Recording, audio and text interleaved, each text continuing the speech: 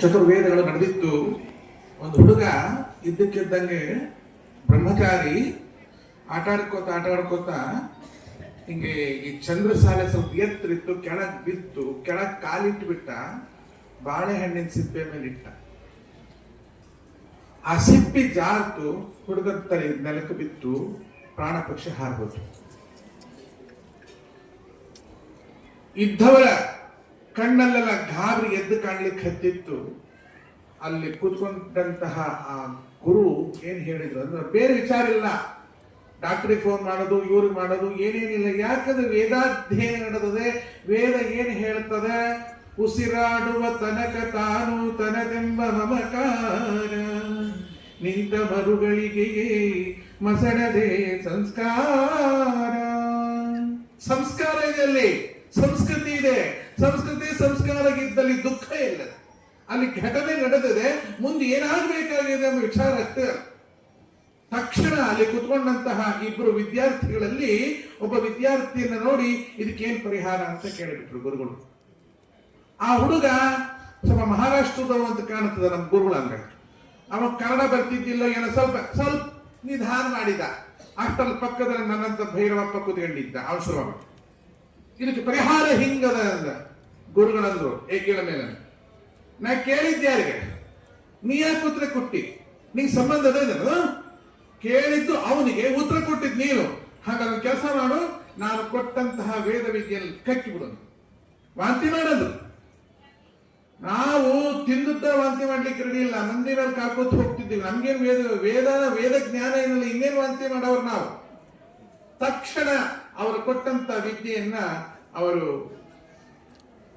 ವಾಂತಿ ಮಾಡಿದ್ರು ಅಂತ ಹೇಳಿ. ಅದು ವಾಂತಿ ಅನ್ನೋ ಶಬ್ದಕ್ಕೆ ನಮಗೆ ಪಿತ್ತ ಹೆಚ್ಚಾಗಿ ಹುಳಿತೆ ಆದ ಆ ವಾಂತಿ ಅಲ್ಲ, ಎಲ್ಲ ಜ್ಞಾನವನ್ನ ಅಲ್ಲಿ ಹಾಕಿಬಿಟ್ಟು ತಿತ್ತರಿ ಪಕ್ಷಿಗಳು ಬಂದು ಅದನ್ನ ಉಂಡು ಸುಖಿಗಳಾಗಿ ತೈತ್ತರಿಯ ಉಪನಿಷತ್ತನ್ನ ಈ ಜಗತ್ತಿಗೆ ಕೊಟ್ಟರು ಅಂತ ಈ ಕಥೆ ನಮಗೆಲ್ಲ ಗೊತ್ತಿರಬಹುದು.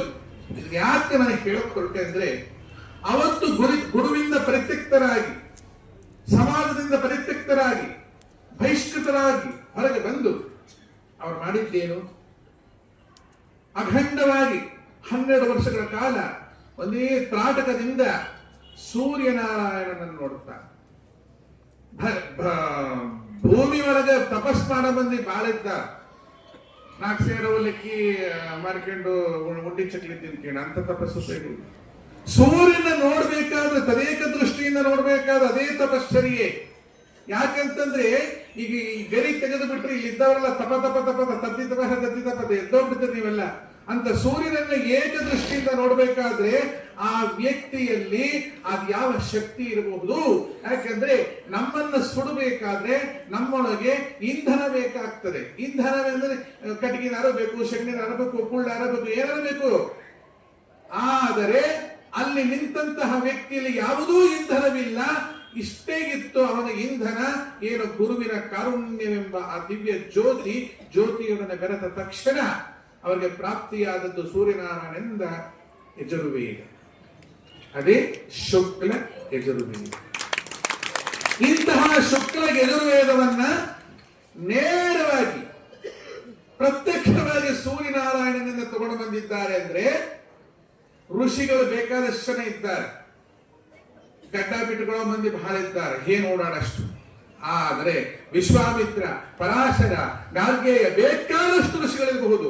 ಯಾಜ್ಞವಲ್ಕ್ಯರ ಮುಂದೆ ಅವರು ಯಾರು? ಇಂತಹ ಸನಾತನ ಧರ್ಮದ ಮೂಲ ಸಂಸ್ಕೃತಿ ಹರಿಕಾರರಾಗಿ ಯಾಜ್ಞವಲ್ಕ್ಯರು ಭೂಮಿಗೆ ಬಂದ್ರೆ ಅವರ ಇಬ್ಬರು ಧರ್ಮಪತಿಯರ ವಿಚಾರ ಮಾತಾಡ್ಲಿಕ್ಕಾಗಲ್ಲ. ಕಾರಣ ಇಷ್ಟೇ, ಗುರುದತ್ ಸ್ವಾಮಿಯರ ಕಿವಿಗೆ ಬಂದು ಹೇಳಿದ್ರು, ಬಹಳ ಒದರ್ಲಿಕ್ಕೆ ಹೋಗಬೇಡ, ಮೈಕ್ ಕಸ್ಕೊತೀನಿ. ಕಸರೇಂದ್ರ ಅದೊಂದು ಅವಮಾನ, ಕೊಡೋದೇ ಕಷ್ಟ. ಸಿಕ್ಕ ಮೇಲೆ ಕಸರೇಂದ್ರ ದೊಡ್ಡ ಅವಮಾನ ಆಗಿಬಿಡುತ್ತೆ. ಬಹಳ ಮಾತಾಡ್ಲಿಕ್ಕೆ ಹೋಗುದಿಲ್ಲ. ಇಷ್ಟೇ ಹೇಳ್ತೀನಿ, ಸೂರ್ಯನನ್ನ ಕುರಿತು ತಪಶ್ಚರ್ಯೆ ಮಾಡಿ ಬಿಳಿಯದಾದ ವೇದವನ್ನ ತಂದಿದ್ದಾರೆ. ಅದೆಸರು ಶುಕ್ಲ ಯಜುರ್ವೇದ. ಬಿಳಿಯದಾದ ವೇದ, ಯಾವುದೇ ಮಿಕ್ಸ್ ಇಲ್ದಿರ್ತಕ್ಕಂತಹ ಶುದ್ಧವಾದ ವೇದವನ್ನ ಮಾಧ್ಯಂದಿನ, ಕಾಣ್ವ ಇತ್ಯಾದಿ ಅವುಗಳಿಗೆ ಮೈಕಸ್ಗಳ ಕೆಲಸ ಆಗ್ಬಿಡುತ್ತೆ ಬೇಡಿಗೆ. ಅದನ್ನೆಲ್ಲ ಕೊಟ್ಟಂತಹ ಯಾಜ್ಞವಲ್ಕ್ಯರು ಅಲ್ರಿ, ಗುರುವಿಂದ ತೆಕ್ತರಾದವರು. ಅಂಥವರನ್ನ ನಾವು ಫಾಲೋ ಮಾಡ್ಬೇಕಾ?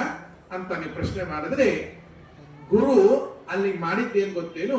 ಅಷ್ಟೂ ಜನ ಶಿಷ್ಯರ ಒಳಗೆ ಅವನ ಯೋಗ್ಯತೆ ಅವರಿಗೆ ಗೊತ್ತಾಯಿತು. ಗೊತ್ತಾಗಿ ಅವನ ಯೋಗ್ಯತೆಯನ್ನ ಆ ಬಾಳೆಹಣ್ಣು ಸಿಪ್ಪೆ ಜಾರದ ಮಗುವಿನ ಮೂಲಕ ತೋರಿಸುವ ವಿಚಾರವನ್ನು ಇಟ್ಕೊಂಡು ಬೇರೆ ತರ ಹೇಳಿದ್ರೆ ಅವ್ರು ಗುರುವನ್ನು ಬಿಟ್ಟು ಹೋಗ್ತಿದ್ದಿಲ್ಲ. ನಡೀಲಿಲ್ಲ ಅಂದ ತಕ್ಷಣ ಹೊರಟವರೇ ಹೊಸದೊಂದು ಆವಿಷ್ಕಾರ ಮಾಡಿಕೊಟ್ಟಂತ ಶಿಷ್ಯನನ್ನ ತೋರಿಸಿದ ಆ ವ್ಯಕ್ತಿತ್ವ ಆ ಗುರುವಿಗಿಲ್ಲೇನು. ಮತ್ತೆ ಪಂತ ಭಾಸ್ಕರ ರಾಯರು ಪ್ರತ್ಯಕ್ಷವಾಗಿ ಸೂರ್ಯನನ್ನ ಉಪಾಸನೆ ಮಾಡಿ ಶ್ರೀವಿದ್ಯೆಯನ್ನು ಸಂಪಾದನೆ ಮಾಡಿದ್ದಾರೆ. ಹಾಗೆ ಸತ್ರಾಜಿತನು ಕೂಡ ಸೂರ್ಯನಾರಾಯಣನ ಪ್ರತ್ಯಕ್ಷೀಕರಿಸಿಕೊಂಡು ಸಮಂತಕ ಮಣಿಯನ್ನ ಸಾಕ್ಷಾತ್ಕರಿಸಿಕೊಂಡಿದ್ದಾನೆ. ಇಂತಹ ಕಣ್ವ ಋಷಿಗಳ ಆಶ್ರಮ, ಸಮಾಜದ ಪರಿತ್ಯಕ್ತರಾಗಿರ್ತಕ್ಕಂಥ ಶಕುಂತಲೆಗೆ ಮಾರ್ಗದರ್ಶನ ಮಾಡಿದಂತ ಕಣ್ವ ಋಷಿಗಳ ತಾಯಿ ಅಲ್ಲವೇ? ಅಂತ ತಾಯಿ ಸೀರೆ ಉಡಬೇಕು, ಗೆದ್ದೆ ತೊಡಬೇಕು, ಅವೆಲ್ಲ ಏನೇನೇನಿಲ್ಲ. ಇಲ್ಲೊಬ್ಳು ತಾಯಿ ಇದ್ಲು, ಶೇಷಣ್ಣ ಅಂತ, ಶೇಷಣ್ಣ ಸ್ವಾಮಿಯರು. ಅವ್ರ ವಿಚಾರ ನಾವು ಮಾತಾಡ್ಲಿಕ್ಕೆ ಹೋಗಲ್ಲ. ಒಳಗೆ ಅನ್ನ ಬ್ರಹ್ಮ, ಇದು ಪರಬ್ರಹ್ಮ. ಇಂಥ ಎರಡು ವ್ಯಕ್ತಿಗಳನ್ನು ನಾನು ಪ್ರತ್ಯಕ್ಷವಾಗಿ ನೋಡಿದೆ.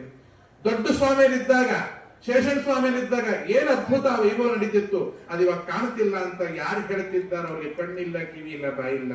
ನಾನು ಇವತ್ತು ನೋಡ್ತಾ ಇದ್ದೀನಿ, ಅದಕ್ಕೂ ಇದಕ್ಕೂ ಏನು ವ್ಯತ್ಯಾಸ ನನಗೆ ಕಾಣಲೇ ಇಲ್ಲ. ದೇವರೊಳಗೂ ನಮ್ಮ ಪ್ರೇರಣೆಗೂ ಅವರ ಪ್ರೇರಣೆಗೂ ನಾನು ಸುಳ್ಳು ಹೇಳಕ್ ಬರಂಗಿಲ್ಲ. ಚಿದಂಬರಮೂರ್ತಿ ಚಕ್ರವರ್ತಿಗಳು, ಶೇಷಣ್ಣವರು ಅಲ್ಲಲ್ಲೇ ಕೂತ್ ಮಾಡ್ತಿದ್ರು. ಈ ಮಕ್ಕಳು ಒಳಗ ಅವ್ರಿಷ್ಟು ಇಬ್ರು ಬಂದು ಸೇರ್ಕೊಂಡು ಅಲ್ಲಿ ಕಾಣ್ಲಿಕ್ಕೆ ಯಾರು ಸ್ವಾಮಿಗಳಿಲ್ಲ. ಅಲ್ಲಿ ನೋಡ್ರಿ, ಎಲ್ಲಿದ್ದಾರೆ ಸ್ವಾಮಿಯರು? ಆಗ ಸ್ವಾಮಿಯರು ಅಂದ್ರೆ ಏನರ್ಥ? ಅಲ್ಲೆಲ್ಲೋ ಗದ್ದಿಗೆ ಒಳಗೆ ಹೋಗಿ ಅವ್ರ ತಲೆ ನೋವಾಗಷ್ಟು ಮಾತಾಡಿ ತೆಂಗಿನಕಾಯಿ ತಲೆ ಮೇಲೆ ಪುಳ್ಳಿ ಮೇಲೆ ಹೊಡೆದು ಅವ್ರ ಒಂದು ಬೃಂದಾವನ ಕಟ್ಟಿ ಆರಾಧನೆ ಮಾಡೋ ಸ್ವಾಮಿಗಳಲ್ಲ. ಇವತ್ತು ಆ ಸ್ವಾಮಿಗಳು ಇಬ್ರು ಅಲ್ಲಿ ಕೂತ್ಕೊಳ್ಳೋದಲ್ಲೇ ಈ ಇಬ್ರು ಮಕ್ಕಳು ಕೂತ್ಕೊಂಡು ನಿಮ್ಮೆಲ್ಲರ ಮಧ್ಯದಲ್ಲಿ ಚಿನ್ನ ಮಕ್ಕಳಂತೆ ಓಡಾಡುವ ಇವತ್ತಿನ ಏನು ಜಯಂತ್ಯುತ್ಸವದಲ್ಲ, ದೊಡ್ಡ ಸ್ವಾಮಿಗಳು ಶೇಷಣ್ಣ ಸ್ವಾಮಿ ಮಾಡೋದಕ್ಕಿಂತ ಬಹಳ ಚೆನ್ನಾಗಿ ಕಾಣಕ್ಕಂತದ. ನಾನು ಸುಳ್ಳು ಹೇಳದ. ಇದು ಇಷ್ಟು ಅಭಿವೃದ್ಧಿ ಹೋಗ್ತದೆ ಅಂತಂದ್ರೆ ಒಬ್ಬ ಗುರುದತ್ತ, ಇನ್ನೊಬ್ಬ ವಿಶ್ವನಾಥ.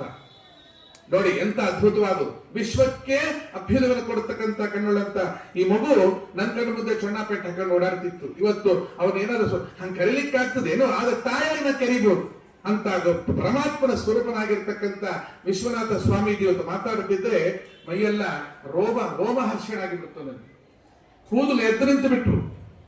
ನಮ್ ಗುರುದತ್ತನ್ ಮಾತಾಡಿ ಗೊತ್ತದ, ನಾವು ಗುರು ಲಭಾಂಗಗಳು ಬೇಕಾದಷ್ಟು ಮಾತಾಡ್ತೀವಿ. ಆದ್ರೆ ನಮ್ಮ ಸ್ವಾಮಿಗಳು ಮಾತಾಡಿದ್ರು, ಗುರುದತ್ತ ಸ್ವಾಮಿ ಮಾತಾಡ್ತಿದ್ದಾರೆ.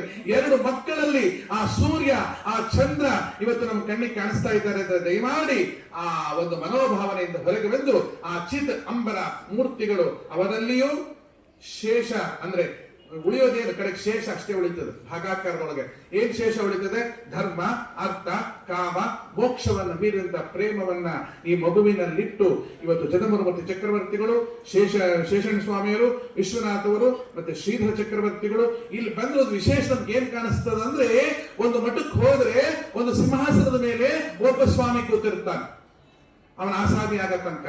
ಆದ್ರೆ ಈ ಮಠದ ಒಳಗೆ ಎಂಟ್ರಿ ಹೊರದ ತಕ್ಷಣ ನಮಸ್ಕಾರ ಸ್ವಾಮಿಯರೇ, ಏನ್ ಸ್ವಾಮಿಯರೇ ಎಲ್ಲರೂ ಸ್ವಾಮಿಯರೇ. ಅಲ್ಲಿ ಶ್ರೀಧರ ಸ್ವಾಮಿಯರೇ, ಇಲ್ಲಿ ದಿವಕರ ಸ್ವಾಮಿಯರೇ, ಗುರುದತ್ತ ಸ್ವಾಮಿಯರೇ, ಶೇಷಣ್ಣ, ಎಲ್ಲರೂ ಸ್ವಾಮಿಯರು. ನೋಡಿ, ಒಂದು ಪಾದರಸದ ತುಂಡು ನೆಲಕ್ಕೆ ಬಿದ್ದಾಗ ಹೇಗೆ ಪ್ರಸಾರವಾಯಿತೋ ಹಾಗೆ ಆ ಶೇಷಾಚಲ ಸದ್ಗುರುಗಳ ಒಂದೊಂದು ಬಿಂದುವು ಮನೆಯಲ್ಲಿ ಸ್ವಾಮಿಯನ್ನ ಸೃಷ್ಟಿಸಿದೆ ಅಂದ್ರೆ ಅದಕ್ಕೊಂದು ಗಡಿ ಇಲ್ಲ, ಅದಕ್ಕೊಂದು ಬಾರ್ಡರ್ ಇಲ್ಲ. ನಾನು ಇವತ್ತು ಜೋರಾಗಿ ಸಾರ್ತೇನೆ, ಬ್ರಾಹ್ಮಣ್ಯ ಅಂತ ಏನಾದ್ರೂ ಉಳಿಬೇಕಂದರೆ ಅವರು ಕಾಮ ಶಾಖದಲ್ಲಿ ಹುಟ್ಟಿದ್ರ ಮಾತ್ರ. ಇದು ಬೇಕಾದ ಮಾಡ್ಲಿ. ನಾವು ಮಾತ್ರ ಬ್ರಾಹ್ಮಣರು, ಉತ್ತರಾದಿ ಮಠದ ಒತ್ತ ಶಿಷ್ಯರು. ನಾವು ನಮ್ಮ ತಾಯಿ ರಾಘವೇಂದ್ರ ಮಠ ಸ್ವಾಮಿಗಳ ಶಿಷ್ಯರು. ಬೇಕಾದಷ್ಟು ಜನ ಬ್ರಾಹ್ಮಣರಲ್ಲಿ ಬ್ರಾಹ್ಮಣ್ಯ ಸತ್ತು ಹೋಗ್ತಾರೆ. ಇವತ್ತು ಬದುಕಿದೆ, ಮುಂದೋ ಬದುಕುತ್ತೆ ಅಂತಂದ್ರೆ ಅದು ಕೇವಲ ಕಾಮ ಶಾಖದವರಿಂದ ಮಾತ್ರ ಬದುಕಲಿಕ್ಕೆ ಸಾಧ್ಯ. ಅದು ಕೇವಲ ಯಾಜ್ಞವಲ್ಕರಿಂದ ಬದುಕಲಿಕ್ಕೆ ಸಾಧ್ಯ. ಅದಕ್ಕೆ ನಾನು ನಿನ್ನೆ ಸದ್ಗುರು ದತ್ತಾತ್ರೇಯ ಮಹಾರಾಜರಲ್ಲಿ ಪ್ರಾರ್ಥನೆ ಮಾಡ್ಕೊಂಡಿದ್ದೇನೆ. ಇವತ್ತು ವಿಶ್ವನಾಥ ಸ್ವಾಮಿಯವರಲ್ಲೂ ಪ್ರಾರ್ಥನೆ ಮಾಡ್ಕೊತೇವೆ. ಹಾಗೆ ಒಳಗ್ ಬಂದಾಗ ಬುದ್ಧಿ ಮಾರಪ್ಪ ಅಂತ ಹೇಳಿ ಆ ಒಳಗ್ ತಾಯಿ ಆಗ್ಬೇಕು, ಹೊರಗ್ ಶಿಷ್ಯರಾಗಬೇಕು. ನಾವು ಹಿಂಗೆ ಏನ್ ಕೇಳಿದ್ದೀನಿ ಅಂದ್ರೆ, ನಮ್ಮ ಪಾಂಡವಪುರದ 100 ಚಿಲ್ಲರೆ ಎಕರೆ ಭೂಮಿಯನ್ನು ನಾನು ಯಾಜ್ಞವಲ್ಕ್ಯ ಆಶ್ರಮ ಮಾಡುತ್ತೇನೆ, ಅದು ನೀವು ನಡೆಸಬೇಕು ಅಂತ ಅವರನ್ನ ಪ್ರಾರ್ಥನೆ ಮಾಡಿದ್ದೇನೆ. ಅವ್ರು ನನ್ನ ಹುಡುಗಿ ಭಿಕ್ಷೆ ಹಾಕ್ಬೇಕು. ಯಾಕೆಂದ್ರೆ ಯಾವ್ದೋ ಸೀರೆ ಕೊಟ್ರು, ನಾ ಕಾಳಕ್ಕಿ ಕೊಟ್ರು ಅದನ್ನು ಸಮಾಧಾನ ಆಗುವುದಿಲ್ಲ. ಯಾಕೆಂದ್ರೆ ಜ್ಞಾನ ಪರಂಪರೆ ಬರಬೇಕು, ಸಂಸ್ಕೃತಿ ಬರಬೇಕು. ಆ ಸಂಸ್ಕೃತಿ ಬರಬೇಕಾದ್ರೆ ಸಂಸ್ಕೃತ ಉಳಿಬೇಕು. ಸಂಸ್ಕೃತ ಉಳಿಬೇಕಾದ್ರೆ ಬ್ರಾಹ್ಮಣರು ಉಳಿಬೇಕು. 21 ಬಾರಿ ಭೂಪ್ರದಕ್ಷಿಣೆಯನ್ನು ಮಾಡಿ ಕೊಡಲಿಯನ್ನ ತಗೊಂಡು ಎಲ್ಲ MLA MP ಗಳು, ಯಾವ ಕಾಂಗ್ರೆಸ್ ನೋಡಿಲ್ಲ, ಬಿಜೆಪಿ ನೋಡಲ್ಲ, ಎಲ್ಲರ ತಲೆ ತೆಗೆದು ಬಿಟ್ಟ ಪರಶುರಾಮಚಂದ್ರ.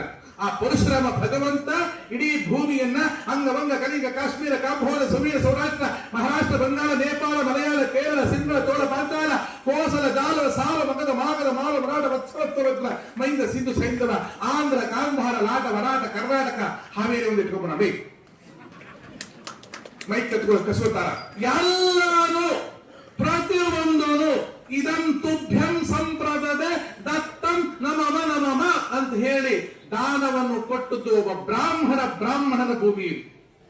ಇವತ್ತು ಈ ಭೂಮಿಗೆ ಯಾವ್ಯಾವ ನಂದು ಭೂಮಿ ಇದ್ದ ಬ್ರಾಹ್ಮಣರು ಭೂಮಿನ ಕಸ್ಕೊಂಡು ನಮ್ಮಿಂದ ಅನ್ಯಾಯ ಆಗಿದೆ, ನಮ್ಮಿಂದ ಸಂಸ್ಕೃತಿ ಹಾಳಾಗ್ತಿದೆ. ಬೊಗಳುವ ಬಾಯಿಗೆ ಬೆಂಕಿ ಹಚ್ಚಷ್ಟು ತಾಕತ್ತು ಗಾಯತ್ರಿ ಜಪ ನಮಗೆ ಕೊಟ್ಟಿದೆ. ಅಂತ ಗಾಯತ್ರಿ ಜಪದ ಅಧಿಕಾರ ಇರ್ತಕ್ಕಂಥ ಬ್ರಾಹ್ಮಣರು ಎದೆ ಕಟ್ಕೊಂಡು ಬೇಕು. ನಿಮ್ ಮನೆಯಲ್ಲಿ ಮಕ್ಕಳು ಹುಟ್ಟಿಸ್ರಿ, ನೀವು ಗಂಡಸರಾಗಿದ್ರೆ, ನಿಜವಾದ ಗಂಡಸರಾಗಿದ್ರೆ ಒಂದು ಮಗುವಂತದ ಅಗಡಿಗೆ ಬಿಡ್ರಿ. ಅವನನ್ನು ವೇದ ವಿದ್ವಾಂಸನನ್ನಾಗಿ ಮಾಡಿ ಮನೆಯಲ್ಲಿ 3 ಹೆಣ್ಣುಮಕ್ಕಳನ್ನ ಹಡೀರಿ. ನಿಜವಾದ ಹೆಣ್ಣುಮಗುವನ್ನ ನೀವು ಪುರೋಹಿತರನ್ನು ಕೊಟ್ಟರೆ ಮಾತ್ರ ನೀವು ವಂಶಾಲ ಉದ್ಧಾರ ಆಕೈತಿ. ಇದರ ಹಾಳಾಗಿ ಕಸಡಗೊಂಡಿಲ್ಲ. ಇಂಜಿನಿಯರಿಂಗ್ ಮದುವೆ ಮಾಡ್ತೀರಿ. ಎಷ್ಟು ಜನ ಇಂಜಿನಿಯರ್ ಹೆಣ್ಮಕ್ಳು ಬಂದು ಕೇಳ್ತಾರೆ, ನಮ್ಮ ಮನೆ ಮಕ್ಕಳಾಗಿಲ್ಲ. ಯಾಕ? ಗಂಡ ಬೆಳಗ್ಗೆ ಕೆಲ್ಸಕ್ಕೆ ಹೋಗ್ತಾನೆ, ಹೆಂಡತಿ ರಾತ್ರಿ ಕೆಲ್ಸಕ್ಕೆ ಹೋಗ್ತಾನೆ. ಇಬ್ರು ಸೇರೋ ಹೊತ್ತಿಗೆ ಮುದುಕರಾಗಿ ಬಿಟ್ಟಿರ್ತ. ಆದ್ರೆ ಪುರೋಹಿತ ಲಕ್ಷಣಂಗೆ ಸತ್ಯನಾರಾಯಣ ಪೂಜೆ ಮಾಡಿ ದಂಡಾಗ ಸಭಾಧ್ಯಕ್ಷ ಹಾಕೊಂಡು ಬಂದು ನಿಮ್ಮ ಮಕ್ಕಳ ಜೊತೆ ಬಿದ್ಕೊಂಡ್ರೆ 4 ಮಕ್ಕಳು ಹುಡ್ತಾರೆ. ಹಾಗಾಗಿ ಎಲ್ಲರೂ ಕೂಡ ಇವತ್ತಿನ ದಿವಸ ಒಂದು ಕನ್ಯೆಯನ್ನ ನಾನು ಬ್ರಾಹ್ಮಣನಿಗೆ, ಯಾರು ಬ್ರಾಹ್ಮಣ ಅಂದ್ರೆ ಚಡ್ಡಿ ಚೊಣ್ಣ ಜನವಾರ ಹಾಕಿ ನೇಣ ಹಾಕಿಲ್ಲ ಜನವಾರ ಹಾಕೊಂಡವರಲ್ಲ. ವೇದವನ್ನು ಓದಿದ ಪುರೋಹಿತನಿಗೆ ನಾನು ನನ್ನ ಮಗಳನ್ನು ಕೊಡುತ್ತೇನೆ ಎನ್ನುವ ಸಂಕಲ್ಪ ನೀವು ಮಾಡಿ ಮಾಡಬೇಕು. 2 ಮಾತಾಡಿದ್ವಿ, ಮೈಕ್ ಕಷ್ಟ ಬೇರೆ ಕೊಟ್ಬಿಟ್ವಿ.